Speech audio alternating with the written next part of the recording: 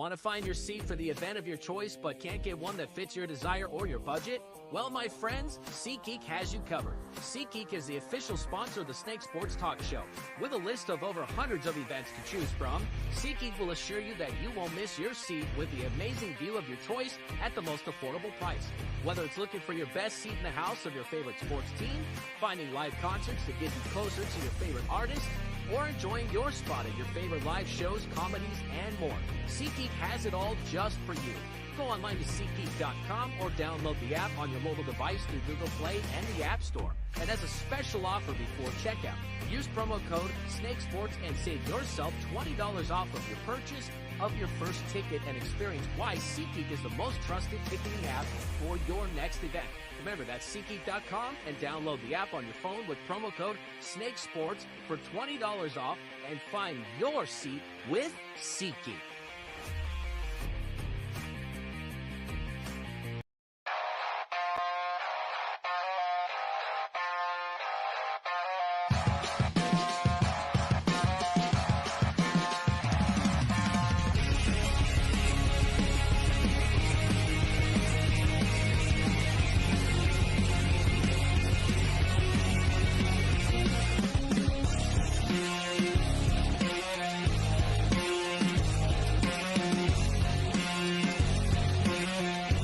And now, broadcasting live from Las Vegas, the Snake Sports Talk Show with Jake Silva starts now. That is right, ladies and gentlemen, and you heard it from it first here on a wild and wacky Wednesday here on the Snake Sports Talk Show. Wherever and however you may be watching and listening, thanks for making us a part of your day. We are live on all platforms known to man. We are live on Roku. We are live on iHeartRadio, YouTube, Twitch, X, IG, and TikTok. Those are where you can like, follow, subscribe, hit the bell button to keep you up to date on future and past shows. I am beyond excited to be introducing soon my real good friend. You name it, whatever it may be, you name it, we talk about it here. Leroy Jones is going to be joining us here in just about a few minutes, but we've got so much going on. The Final Four is finally upon us for both men's and women's basketball. We are very close to ending up the season. Super excited about that.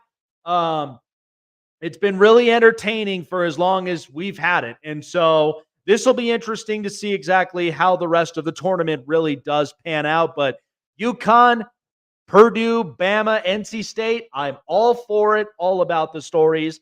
So one story that I definitely want to talk about that broke out earlier here this morning is officially the Buffalo Bills have decided to part ways and have traded Stephon Diggs to the Houston Texans for a second-round pick. Now, what does this mean? Let's talk about the Houston Texans. I'm starting to figure out the city of Houston now from like a few years now. This is part of Houston's brand. Houston has a 5-year plan. Look at the Rockets, look at the Texans, and look at the Astros. First of all, it all pillared from the Houston Astros the second they moved from the National League to the American League in baseball. And they've lost miserably since their 2004 run and then 2005. We all remember that World Series they lost to the Chicago White Sox. Since then, they have not pivoted to being a winning franchise at that time until recently. And what the Astros did is that they basically lost so many years so that they could get first rounders in the draft and build them up within the farm system. And that's where they play at their best. Jose Altuve, Alex Bregman. At those times before, you had Carlos Correa and you had George Springer and so many more. Plus, they also had that big trade with the Dodgers that ended up acquiring Yordan Alvarez. If you do not recall that trade, that happened. That That's where now everything basically unfolded. This team became special. This team became better. And it's been part of their 5-year losing plan so that they can go and get the best youngsters and the best prospects around in their organization. The Rockets, it's going to take them at least a few years, but I do like their pieces. They're a young team, and I honestly do think that they're going to be bound for a real good leap by next year. But let's talk about the Houston Texans. Since C.J. Stroud and D'Amico Ryans arrived, this team was garbage. This team was in the back burner. Houston now has become that competitive organization again. They were before, and now they really are this time. So this offseason for Houston, they have acquired many names. Danielle Hunter, Danico Autry, Aziz Al-Shahir, Jeff Okuda. They've acquired Joe Mixon. They've signed Dalton Schultz to an extension. And now they just acquired Stephon Diggs. This wouldn't have happened at all had you not had the right quarterback. Now the Texans do. They have the right coach, and they've got the right quarterback. C.J. Stroud is every part of a franchise quarterback that you would want in this organization, and especially in a wonky division in the AFC South. Now, everyone's panicking. Jacksonville, Indianapolis, and of course, Tennessee are panicking. And so, with C.J. Stroud and with D'Amico Ryans, this organization and this team is bound for AFC Championship or nothing. You don't just acquire the best talents around you and not expect to be unanimous to win your division and to also make it to the AFC Championship game. Now, the Texans, they went through a lot of hell. They went through hell basically losing Deshaun Watson, and after that, they were not the same. They were not the same team. They started losing more, but they ended up acquiring big-time draft picks. John Mechie, they got Tank Dell, Nico Collins. They ended up getting Will Anderson and then C.J. Stroud. There were many, many really good pieces. And even that running back that they got from Florida, Damian Pierce. I really like him. I think they've got a very good dual running back threat. But this Texans team feels so special now. Now, Stephon Diggs, we know, was unhappy in Minnesota. That's why they traded him to Buffalo. Now he was unhappy in Buffalo. He's now traded to the Texans for a second-round pick in 25. You got to ask yourself at this point, when you get star players, and especially if this is what it takes to basically beat a Kansas City and beat everybody in the AFC, this is what it takes. D'Amico Ryans is smart. He's a player's coach, and he's a guy that gets it. Now, we know defensive coaches don't always work in this league, but I think D'Amico Ryans makes the exception. He does. He's a player's type coach, understands it.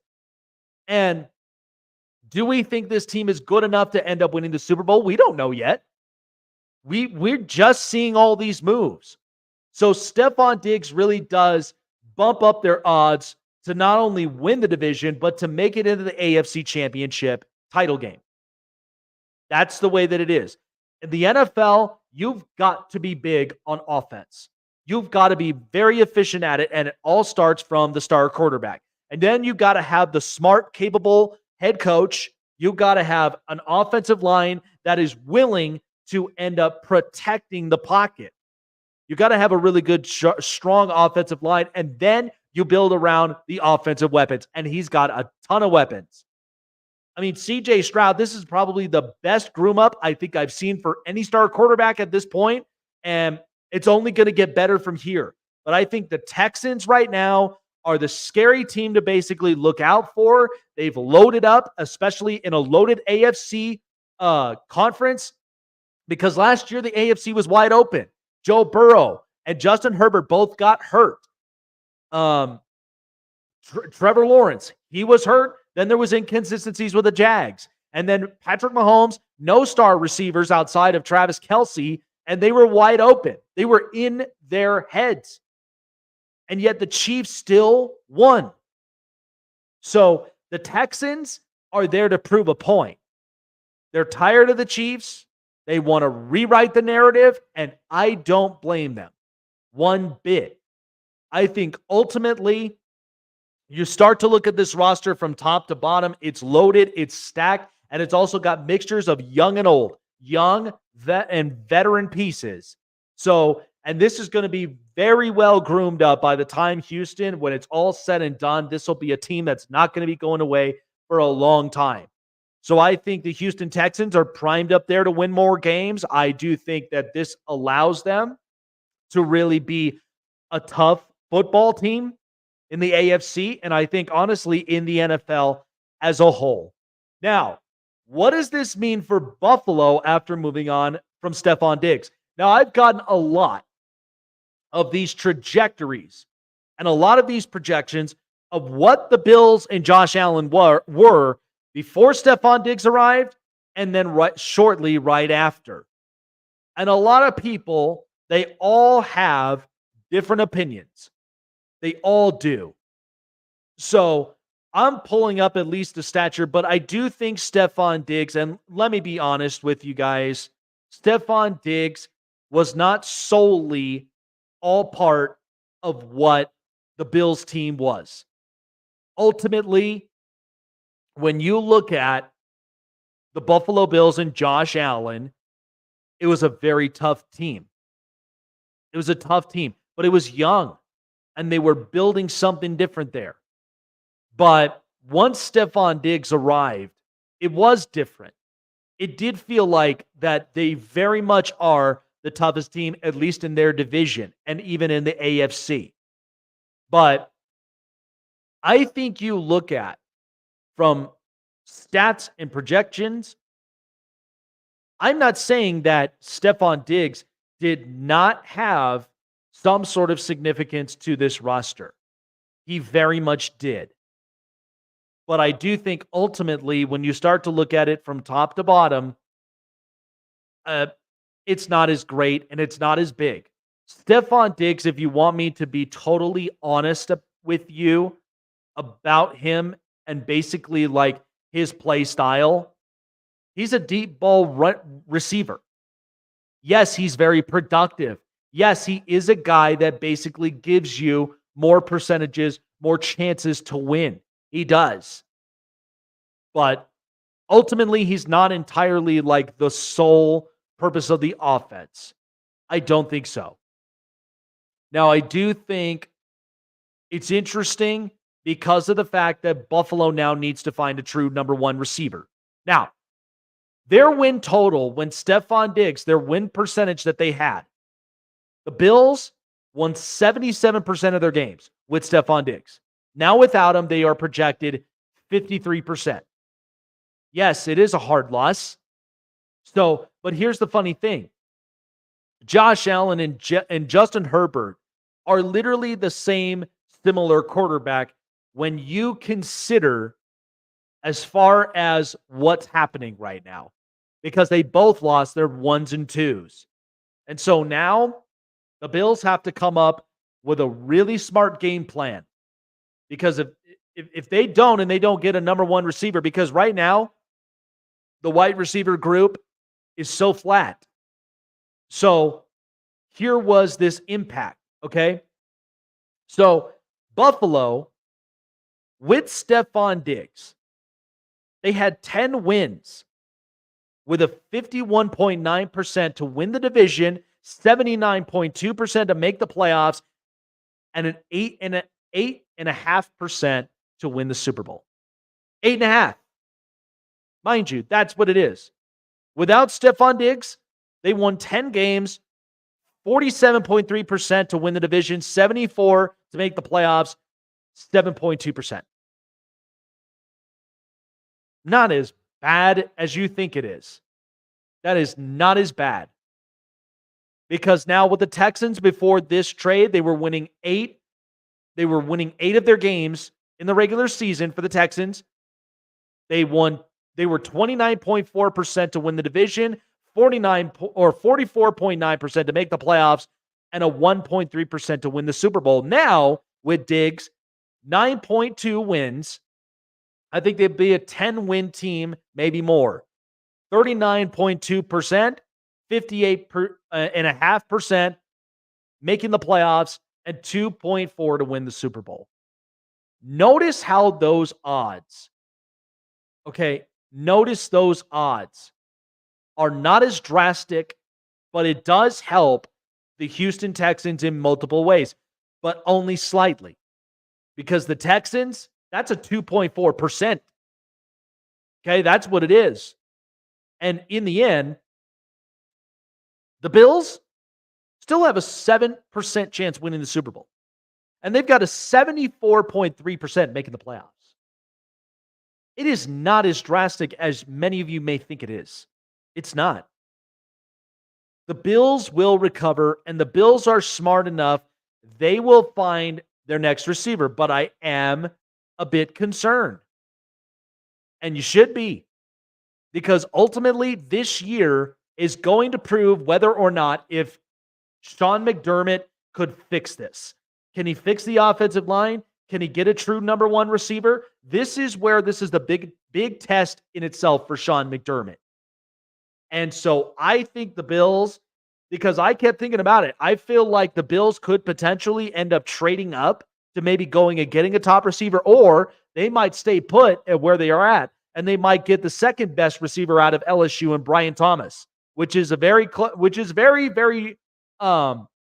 it's very considerable, considering the fact that the Bills know they need a receiver. I like Khalil Shakir, but he is not a number one. He's more of a slot. Curtis Samuel, he's basically a veteran, but I'm not serving him as a number one. So the Bills now need to build a new relationship. Same with the Chargers, because ultimately people do not believe that Quentin Johnston is the answer to all of this. They felt like they've lost a really good one with Keenan Allen, and now they've got to basically replace it, whether it's Malik Neighbors, whether it's Roma Dunze, whether it's somebody there. But who knows what the Chargers will do? What's on Jim Harbaugh and Joe Ortiz's mind?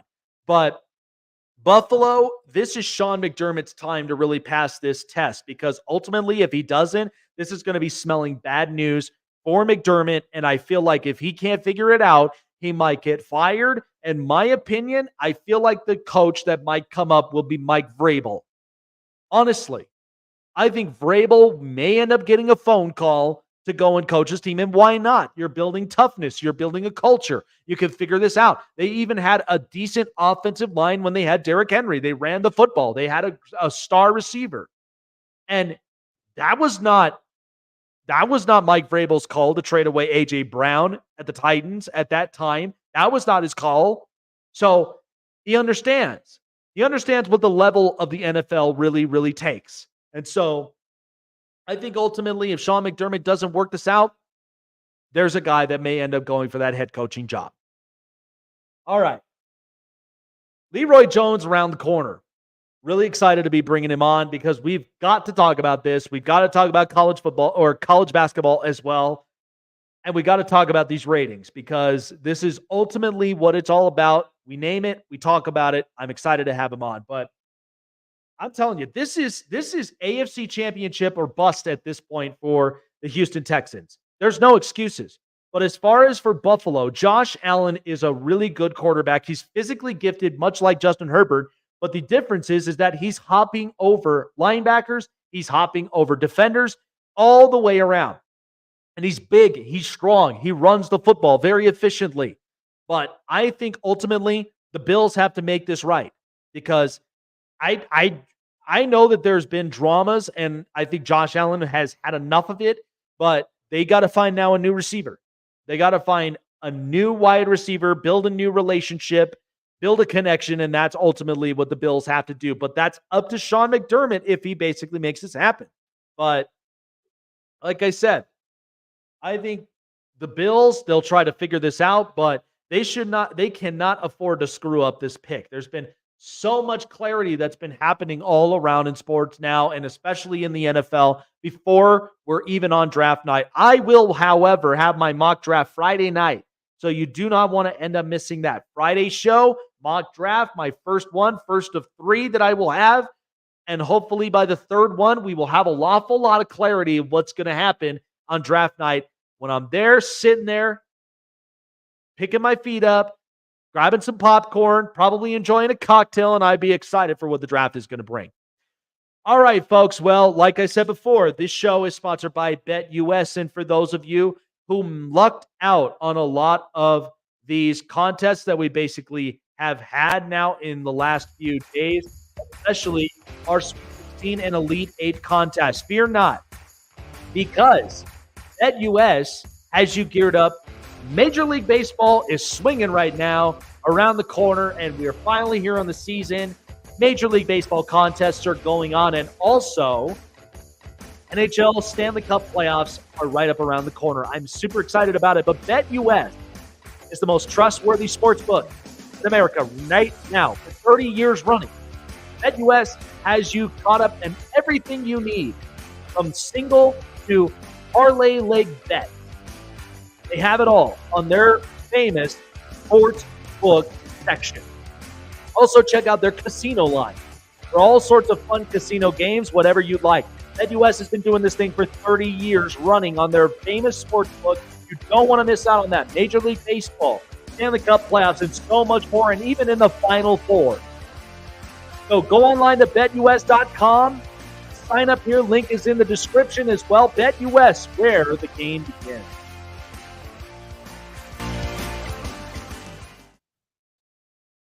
Listen up, sports fans. Your favorite sportsbook, BetUS.com, is back for our 28th year of NFL action. With the industry's biggest sign-up bonus of up to 200%, BetUS offers our members the opportunity to cash in on all your favorite sports, including NFL, NBA, MLB, and more. We've also got hundreds of new casino games, including the coolest new European slots, and our live dealers are waiting for you at the table. Sign up at BetUS.com today to get into the action. BetUS, where the game begins.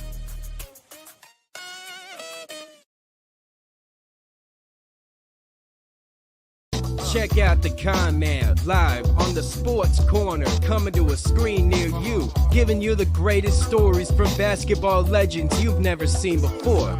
Sharing their glory, building the toughness, and how they show off their swag. But only one man knows all that, and that's the Con Man. Join Michael Conceição, the Con Man, at the Sports Corner, Fridays at 5 p.m. Eastern, 2 Pacific on Sportsway Network.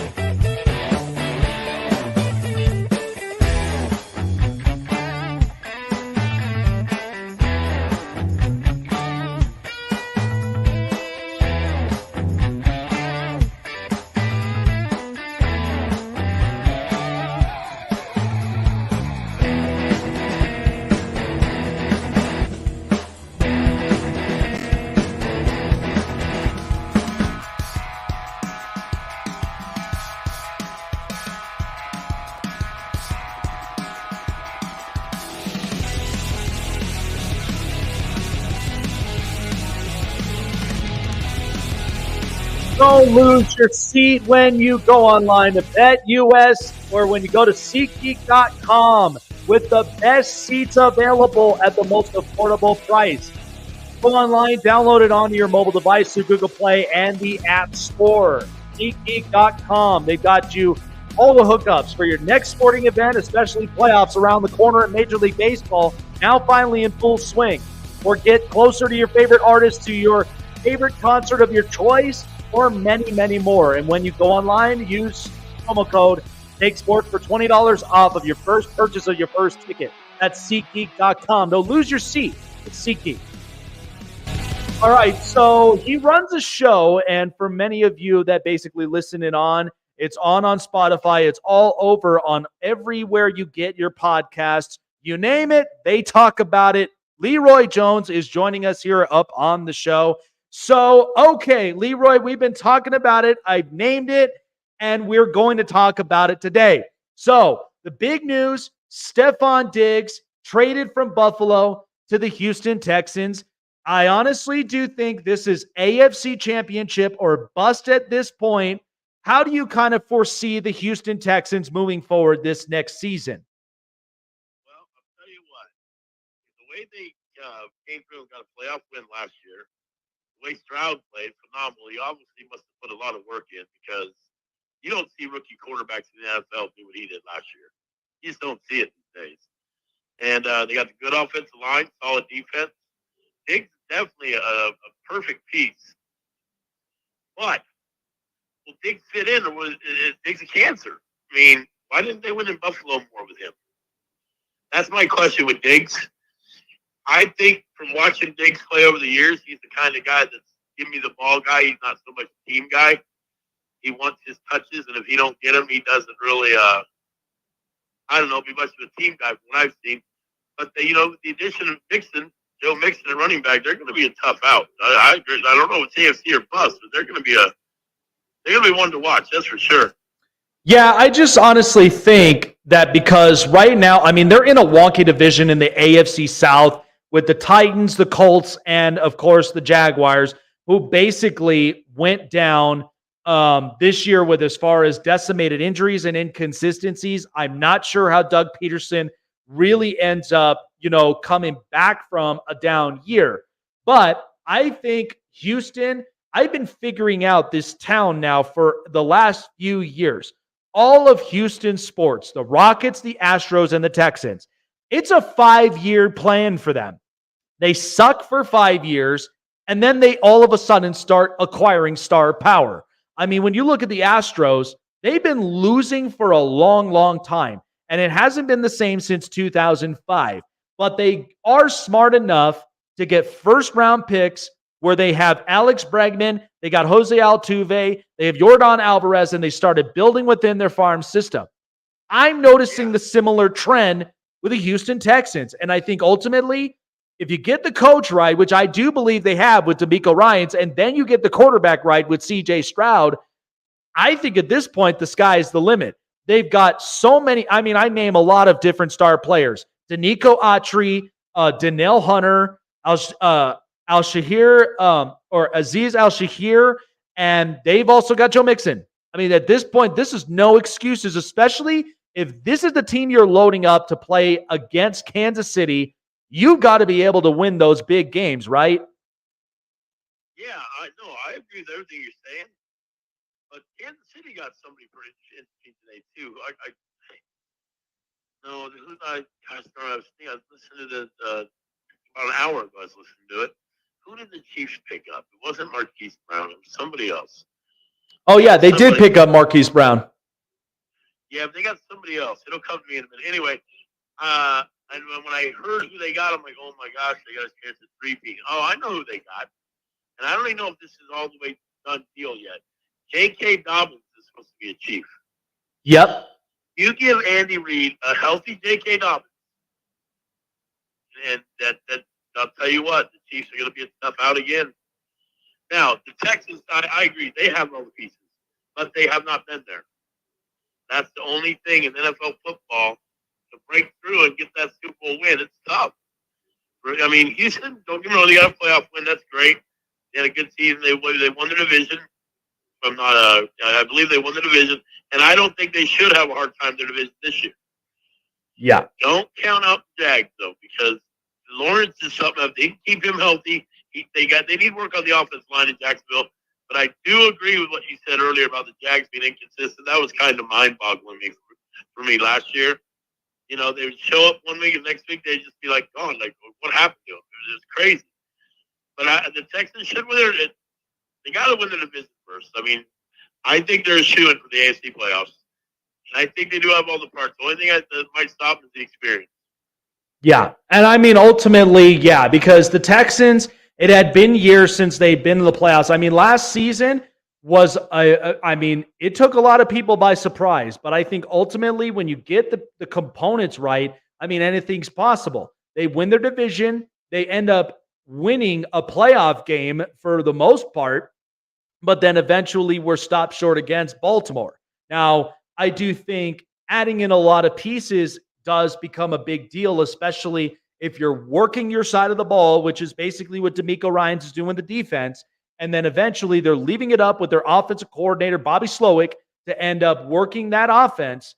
I think ultimately this team could be bound, I'd say, for 10-plus wins this next season. So now shifting to the Buffalo Bills, because Josh Allen, before Stephon Diggs arrived, they were not very much winning a lot of their games, and they didn't really get the big pivot that they got by the time that they got him. Now, once they did, Diggs, they were winning 77% of their games. Without him, it was about 54. But as I looked at one of the projections, they have much of a higher chance making the playoffs than the Texans do. And in the same way, the Super Bowl odds, not that far away. They're only about 7 to 8% to make it to the Super Bowl. What do the Bills have to do at this point? Because now Josh Allen is getting the similar treatment as Justin Herbert, losing both his number 1 and his number 2 receivers. What do they got to do to basically make this up? That's a great question.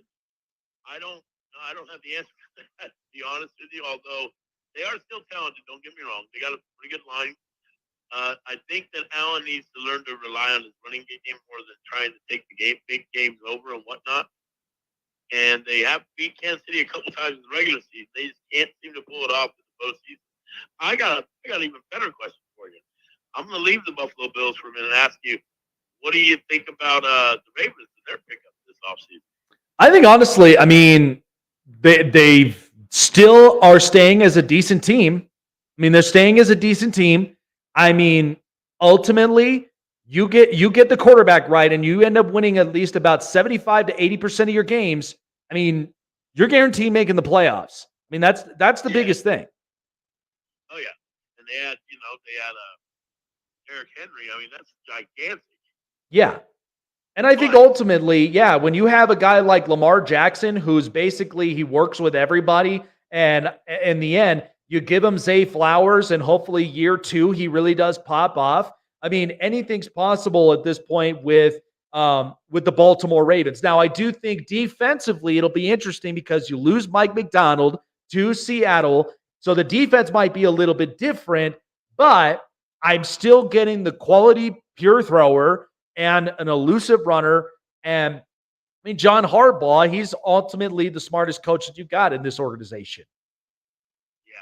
Did they get a new OC? No, it's still the same one. Yeah, the only thing with the Ravens that I just don't believe in Lamar Jackson. I don't think he can win the big one. Yeah, it'll be interesting. He just gets there and he can't seem to. He just shits the bed in the playoffs for some reason. I don't know why. I don't know if he tries to do too much or it's just weird. Because like this last season, they're playing the Chiefs. They're at home. And I was telling TJ, I don't think the Ravens have a chance in this game. He's like, oh, no. I said, I just don't think Lamar Jackson can do it. And he's kind of cracked again. But they are going to be there, I truly believe. And you can't count out, the Browns, look at the year they had. Look at the defense they had. It's going to be a really good year in the AFC, I think. Yeah, I think the AFC this past year was wide open because Joe Burrow and Justin Herbert get hurt. Now, the only difference is the Chargers didn't have the right head coach. I do think, with the AFC, because the AFC is just getting much more loaded year after year. And now I do think I'm curious to see what Kansas City does after winning back-to-back Super Bowls. They've got a target on their backs now from a lot of teams in the AFC and all around in the NFL. Now, I do think this is why I think that it's interesting to see what the Bills and the Chargers do in the draft come draft night. Because in the end, they both need number 1 receivers. They both basically need to be able to rebound and be better than what the results were last season. So, and now I do think having Jim Harbaugh there as a head coach really gives them toughness. It gives them grit. And I think in the end, they are coming up on a massive rebound for next year. Now, I think for the Bills, for Sean McDermott, this is a make it or break it year at this point. You lose your number 1 receiver, you got to make that up. The offensive line has not been as great for Buffalo. I think it's decimated. And ultimately, if you can't figure that out, I think Sean McDermott might be on his way out of Buffalo.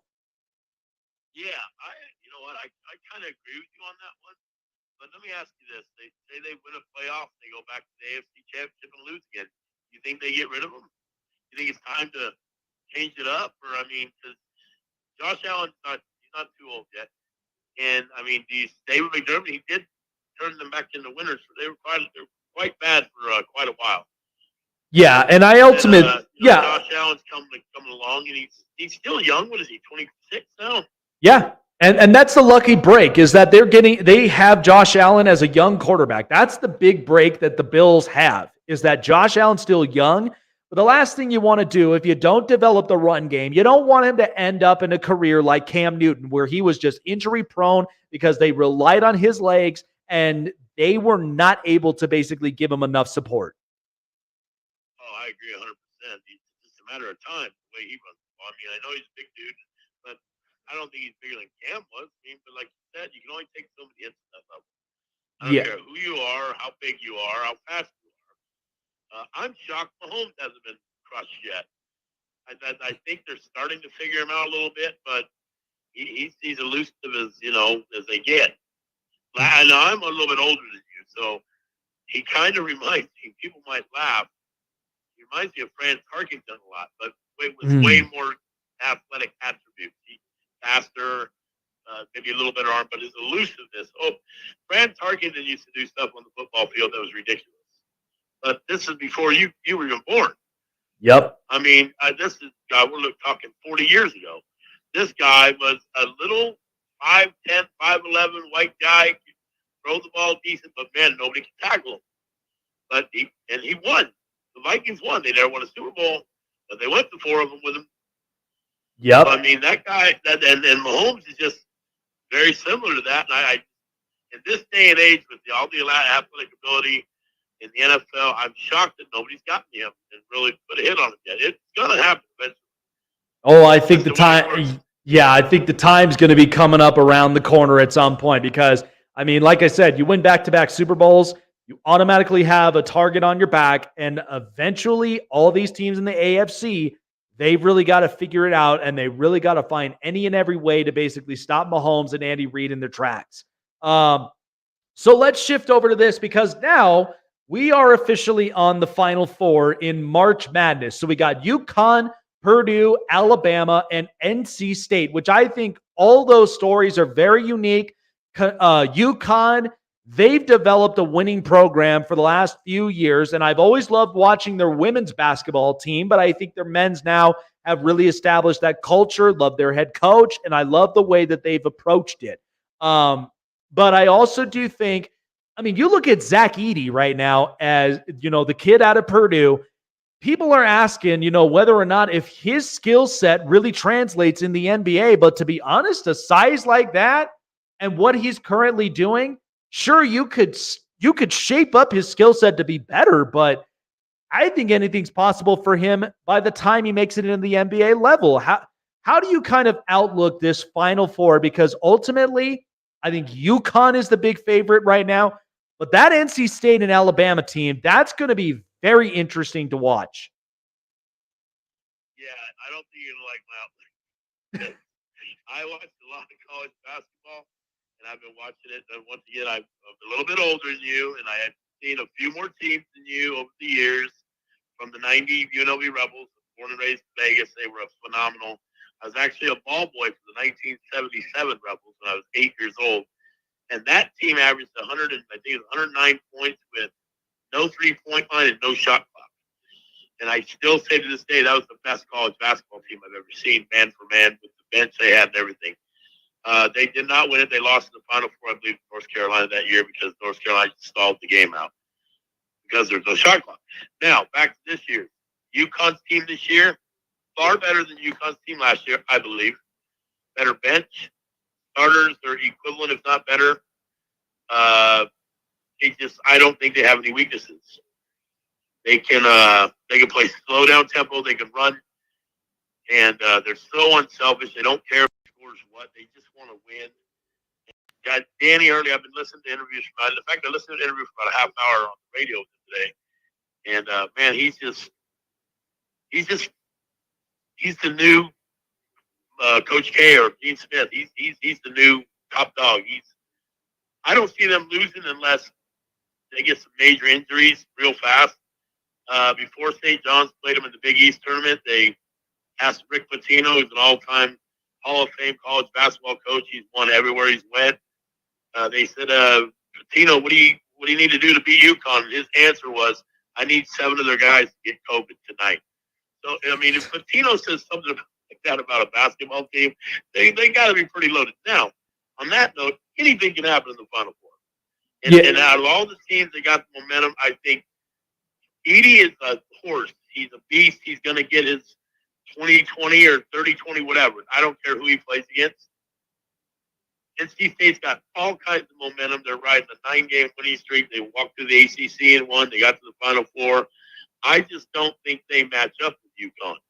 Yeah. I don't think they match up with Purdue, NC State, because Edey's just so darn big. And he's not the only big guy Purdue has. Purdue's got a good team, period. As far as Edey and the NBA, I think he's going to have to work hard. He's going to be on an NBA team and get paid. Don't get me wrong. Because of his size, he's a monster. You know, he's got the body. He's not a 7'4", 200-pound guy. He's a big man. But he's going to have to learn to get a mid-range game. And if he's really going to be around the pros a long time, you're going to watch him shoot 3-pointers before it's over.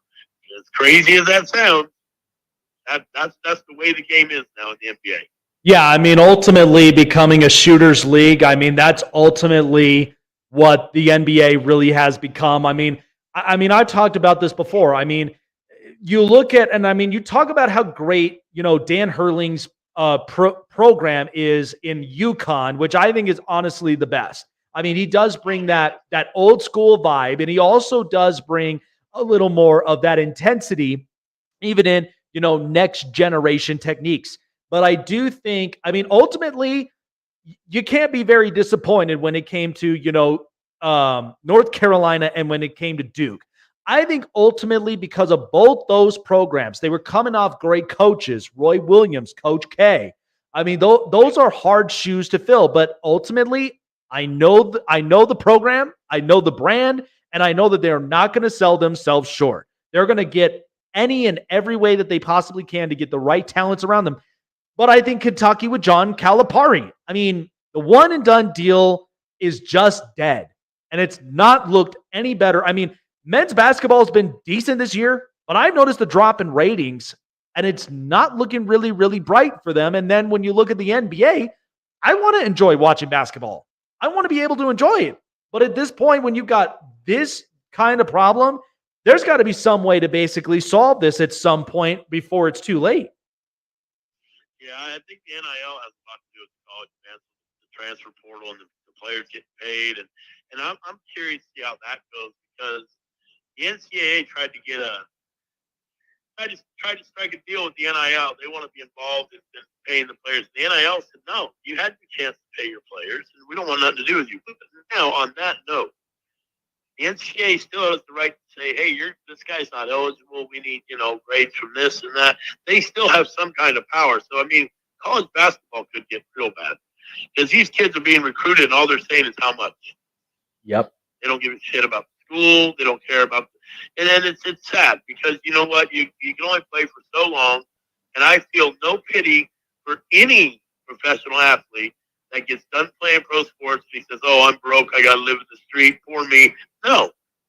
No, man. For one, most of them had a chance to get a scholarship. They had a chance to have something to fall back on when they get older. Or they go through millions and millions of dollars and want people to feel sorry for them. But I just think that it's going to be tough for the next couple of years in all of college sports, including football. I mean, especially men's football and men's basketball in college with the NIL and the paying the athletes. I agree with paying the athletes, but there should be some kind of incentives with it, or do they have to pay? Are there still scholarship players? Yep. I mean, because they forget that scholarship is probably worth a good 150 to 200 grand or whatever it is. I know it's expensive. I'm not exactly sure on the numbers, but when you get a scholarship to go to school and do something, they're paying you for your schooling. Schooling, college is not cheap. So these athletes forget that, and it's understandable. And I think that the NIL should come in and say, yeah, we're going to pay these athletes. Okay, we're going to pay them, and they're going to get a flat sum. Your women's lacrosse player is going to get the same amount as your men's basketball superstar. But it's just not going to be like that. That's not the way our country works. The more common name you are, the better star you are, you're going to make more. Like, for instance, quarterback for Oregon last year, Bo Nix. Did you hear what he made last year in college football? Yeah, it's insane. That's ridiculous. Caitlin Clark, women's Iowa Hawkeyes. Yep. She's going to take a big pay cut by going in a WNBA, but she's got all kinds of commercial deals and whatnot, endorsements. She's going to be fine. But you know what? That might help college basketball. There's the flip side, because if these kids can stay in school and make $100,000 a year, then why not stay for 3 years and make $300,000 before you go try your luck in the pros? 100%. It's kind of a catch-22. I'm curious to see what happens. I don't know what's going to happen, but there's a lot of variables there, and it's going to be interesting. But as far as the Final Four, I think UConn wins it. I think they win both games by double digits. I think Alabama's going to shoot 50 3-pointers against UConn, and I hope they make 40 of them. They might hang around if they make about 30 or 40 of them, but that's just not going to happen. There's no answer for UConn unless they get some injuries. The one big game I want to see Purdue UConn, because UConn has a 7'2" center, and Edey hasn't played against a big physical center like UConn has in Klingon. Klingon's a sophomore. He's 7'1" or 7'2". He goes about 280. So he can bang with Edey without getting all in foul trouble like all these kids do. I would like to see that matchup, but I believe once again UConn will walk away because they just have too much power. And I don't think they're going to blow these teams out from the get-go. I think they're going to be interesting games. Hurley has a knack for going in at halftime, and he figures it out, man. They come out in the second half, and they just drum people. It's crazy. Yeah, Dan Hurley is a really good coach, and he's really developed this program, at least with the culture of college basketball. And I do agree with that. I do think it's going to very much be an exciting, close matchups. Something that I think would be well worth it for at least the ratings. And speaking of Caitlin Clark, to shift this over, because women's basketball, this has been the best that it has been in a long, long time. We haven't seen a whole lot of big time stars. And with Caitlin Clark and Angel Reese, ultimately, I think the WNBA, they're going to have much better ratings because of the fact that I'm going to get arguably one of the best college athletes in the country going into Indiana, which they have the number 1 pick in the draft. But then in the end, I've got 3 others amongst her that are going to be coming into the league. I think the WNBA could be in the best shape, but I think this year with college basketball, it hasn't been great on the men's side, but I think we can honestly applaud how much that the women's side really pivoted this year because of just those matchups. Caitlin Clark getting the revenge against LSU. This has been a great year for women's college basketball this year, right? Yeah, insane. Did you haven't seen the ratings on that game the other day? Oh, they were through the roof. It was insane. The most college basketball game in the past 25 years, something crazy like that. 12.3 million viewers. They some number like it's just a crazy number, crazy, and that's wonderful. Women's sports, that's great. In fact, I'm a women's sports fan of softball. Always followed the college women's World Series, and now that I moved to Tennessee, went down and caught a Tennessee game. They're top 10 in the country, and I'll tell you what, that's just a good time, man. Those girls can really play, and it's worth it to go watch them. And Caitlin Clark, like the LSU coach said, she's a generational player. She's like a Michael Jordan, LeBron James. She comes around once every 40, 50 years. She's just unbelievable. She's like Pete Maravich. I never seen. I'm not that old. I've never seen Pete Maravich play, but I've seen movies, and shows about him, and she's just very similar to him. Not as flashy as him, but that Pete Maravich can just score. Yeah, you got to remember he averaged 44 points a game his senior year with no 3-point line, which means he probably would average about mid-50s. Yeah. Oh yeah. Line. So she's in that realm, and that's unseen, unheard of. And it's fun to watch. I watched it. I very rarely watch women's basketball, but I watched that game the other night. Me and TJ were watching it. I think what's crazy. I'm sorry, Yeah. Games in a row, she's went for 41. Yeah. I think what's crazy about this is that, and I think for Caitlin Clark's point, I think when you just get a once in a generational type talent like a Michael Jordan or a Caitlin Clark, or even if you get like a Tiger Woods in golf that just pivot the sport, we're so blessed that when we have athletes like that, it's so damn good because they're the ones that basically make a pivot for us to to just basically get off our asses, go and watch a television and just go and just watch it because that star player just makes it look so easy. Oh yeah. Now on that note, I'm gonna change the subject a little bit to stay on the basketball scene, but you know who I believe is very similar to that. I don't think it's recognition. He's right in your backyard, Joker. Jokic in Denver. That guy. I don't know how it is out there where you live, and it's not a big deal out here, but he is so good at what he does. Talk about generational. Jokic is the best pro basketball player I've seen since Michael Jordan. Oh, yeah. I truly believe that. In this time right now, in these past 3-4 years, now, I don't know how long he can do it. I don't know if he's a Jordan or LeBron, but if he can keep any kind of similarity to the numbers he's been putting up over the past couple of years. And I see the Nuggets walking right through the playoffs and winning it again, hands down. Oh, yeah. Unless they get hurt, nobody matches up with them. I mean, when you get a Jamal Murray who has yet to even be an NBA All-Star, but yet he's so good in the playoffs, I mean, you get a lot of really good specialties there in Denver. I mean, I hear it from everybody all the time. Jokic is the reason that they've built that culture in Denver. I mean, Denver has been an interesting, it's been an interesting organization from the days of like Alex English to Dikembe Mutombo and multiple players. But this group really does shape the culture of what the Nuggets are meant to be. And ultimately, I mean, when I hear all this talk about Joel Embiid and Giannis and all the rest of it, I'm like, Jokic is easily the best player because he's not looking for an MVP. He's just looking to be the best player that he can be in any scenario, and ultimately, he's there to win titles. Yeah, I agree, and I think nobody matched up with them in a series. Yeah, because I see this being Denver-Boston in this NBA Finals. Honestly, in my opinion. Yeah, I can see that too, and I don't think Boston holds a candle to them. I think maybe 6 games, maybe. Yeah.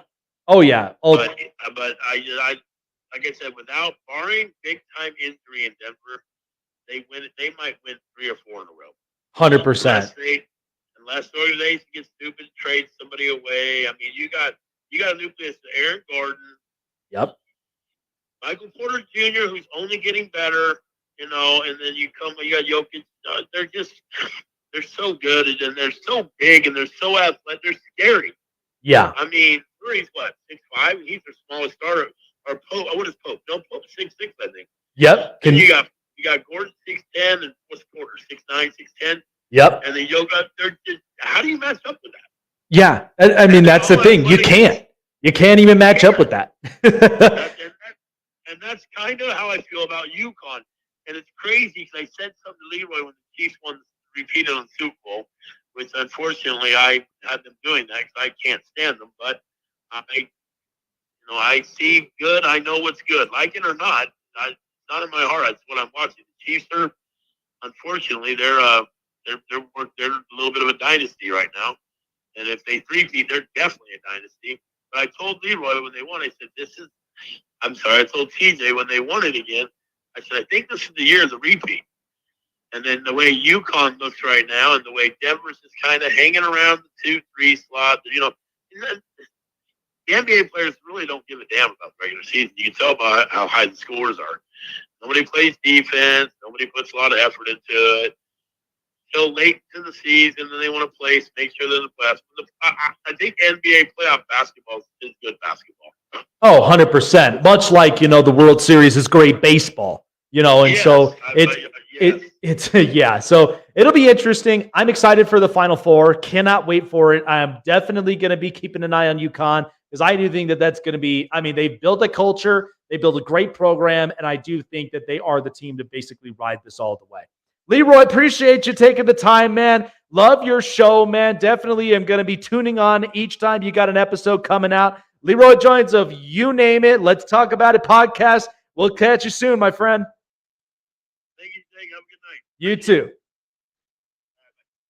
Yeah, I think ultimately, and I mean, Leroy's on to something, and I think ultimately when you start looking at, UConn and you start looking at, I mean, look, Zach Edey at Purdue is so damn good, and I think he definitely translates into the NBA. There's not a question about it.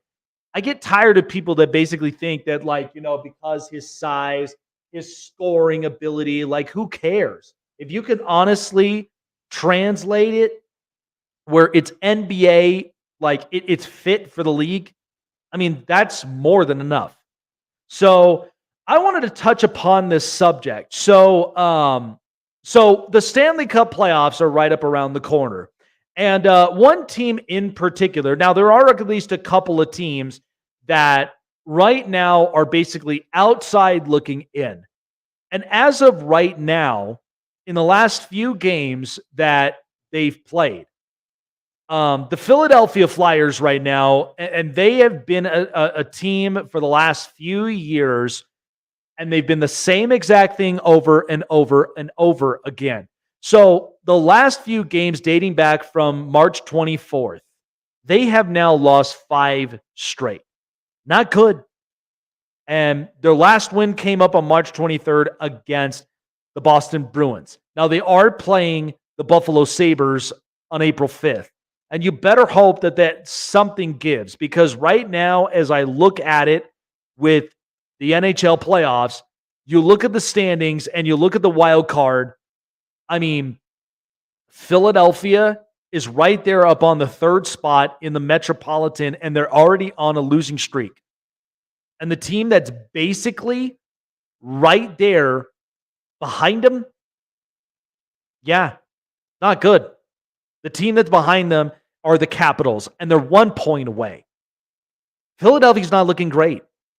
And I defend John Tortorella all the way. I think he's a great coach. I think, unfortunately, he was dealt with the cards that he had, because this dates back to before he was even hired. So this soundbite, and look, when the coaching hires first started last year, okay, the biggest fishes was John Tortorella, Bruce Cassidy, Pete DeBoer, and Paul Maurice. Those were 4 top head coaches. Those were top dog head coaches. Paul Maurice got to the final with the Florida Panthers. I think they're going to end up in the finals again.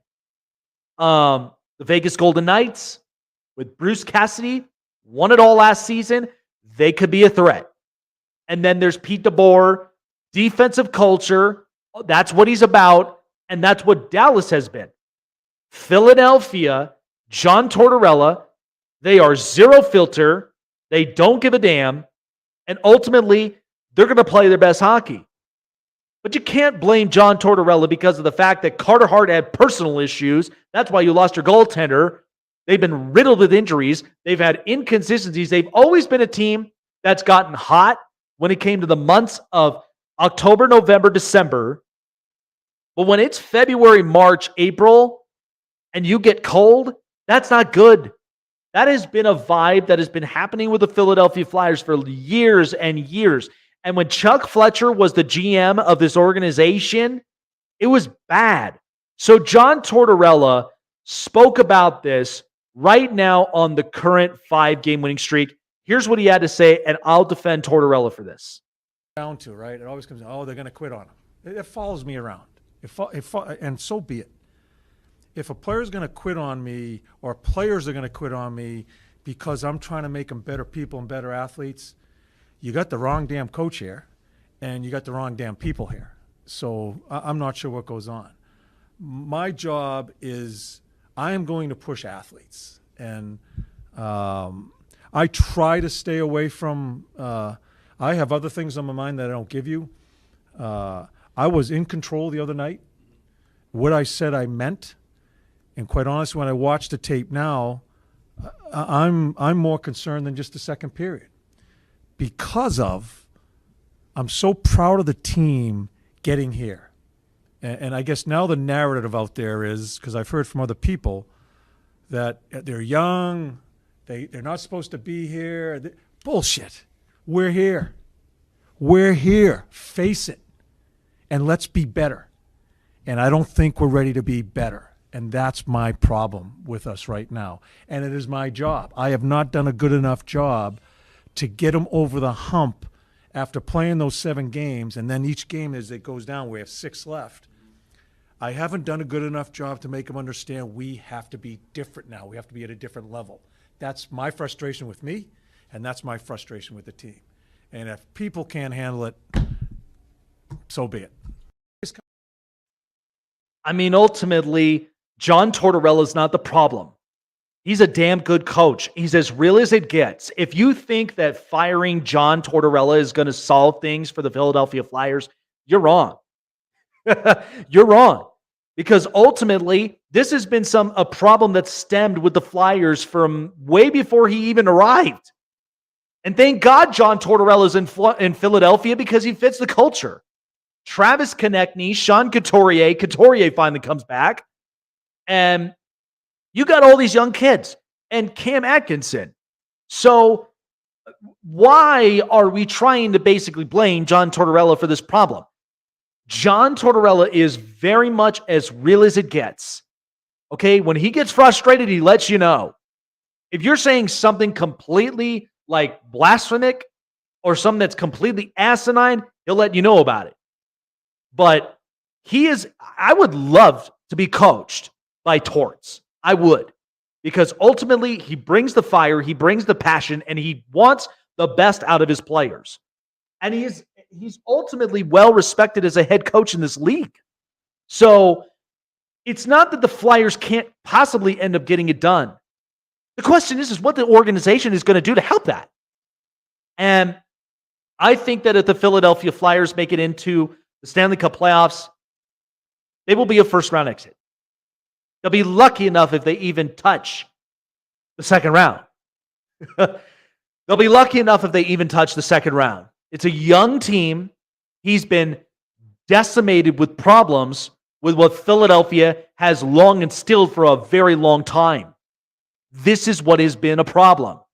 And so ultimately, you look at this roster, you look at this organization, and from beginning to end, this is basically who the Flyers are. They are a hot and cold team. They have never broke that away. But doing the right thing by getting John Tortorella as your head coach is the best thing that has ever happened to the Flyers. And so I think there'll be a first-round exit if they make the playoffs. But he's right. And in a way, because ultimately the players are not going to quit on him. I'd be damned if I see a player quit on him because that's a great coach.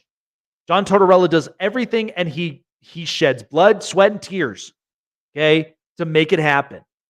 And I mean, you look at the teams that he's coached. He's coached from Tampa Bay to Columbus and now to Philadelphia. Look at a lot of his teams. I mean, he took a Patrick Laine, who's the most overrated player in the NHL, and he turned him into something. He turned him into a good player. He said, look, none of this soft stuff. You've got to be a better player. And so I think, and I applaud Tortorella for that because ultimately that's exactly the type of hockey you got to play. But if you've got the Capitals sniffing up to try to make the playoffs along with the Islanders, that's a problem. But you're not getting past Boston. You're not getting past the Panthers. You're not getting past the Rangers or the Hurricanes. I'm sorry. But, I mean, hell, you're lucky enough if you even get past Toronto. So, I just think that ultimately looking at John Tortorella and looking at the situation and the scenario that they've got right now, it's not looking great. It's not looking bright. If they don't make the playoffs, they've got a lot of work to do. If they make the playoffs, good for them, but they'll be a first-round exit. But there's a lot of work to do, and he's got to be the surgeon on this. So I trust Torts. I think he's ultimately, again, 3 of the 4 coaches got put in the right spots. Tortorella is put in a tough space because he's a great coach. He fits the culture. But the problem is that the organization has a lot of work to do. And that's what needs to happen. So if you make a decision to miss the playoffs, nobody should be knocking on the door or basically screaming out, fire Torts. You guys would be complete idiots for thinking that way. I don't think that's the right move to make. I wouldn't fire Tort. I would honestly be getting in better players because ultimately that's what it needs to happen. You need to get a better goaltender who's not going to have personal issues. You're going to need to end up getting consistent players, especially after you lost a defenseman. You got to end up getting better players all around here. I mean, that's the deal. That's the deal. So I think ultimately you really have to look at it from a bigger perspective. But I love John Tortorella, and I think he fits the Flyers exactly the way that they need to be. But they just got to be a better team. 5-game losing streak is a bad problem, especially when you're late in this season and you're in the month of April. Not good. So you gotta figure this out. You got to buck up. You got to end up playing better. But I think John Tortorella, he's not the problem here. That's why I'm defending John Tortorella because I do think he's a great coach. I think he's as real as you could possibly get as a head coach. If you fire him, who you're going to trust as your next head coach? There's not anybody that I could see in the market. So Flyers do the right thing. Don't fire Torts. Enough of this stuff. They'll be fine. You just got to give them a little bit more time. You got to, at the very least, allow them to build, and you got to, at the very least, give them better players. Because if Philadelphia doesn't do that, if John Tortorella gets fired, that's not his fault. That's not his fault. That's an organization problem. All right, guys. Well, that's going to do it here for me on the show. And for those of you who are watching all on Roku and also watching airing on the radio as well on iHeartRadio, we appreciate all of you guys for being here up on the show. Had so much to talk about. Leroy Jones, shout out to him from you name it with Let's Talk About It podcast. Catch him on the air wherever you get your podcasts from. Show is sponsored by BetUS and SeatGeek. Don't lose your seat with SeatGeek today when you get $20 off of your purchase when you use promo code SnakeSports. Get $20 off of your first purchase of your first ticket, whatever your next event may be. Go online or download it on your mobile device in Google Play and the App Store and use the promo code SnakeSports for $20 off. At BetUS. BetUS, where the game begins, where we have all of our best expertise is in sports books. Many contests around the horizon, as well as baseball season now is here. And also, we've got the Stanley Cup playoffs around the corner. And the Final Four for college basketball is going to be going on right now. So go online to BetUS to place your bets with the best sporting book in 30 years in the making. That's BetUS.com, where the game begins. We'll see you guys on the next episode here on the Snake Sports Talk Show. Have a great night, and we'll see you guys Friday here on the show. See you guys later.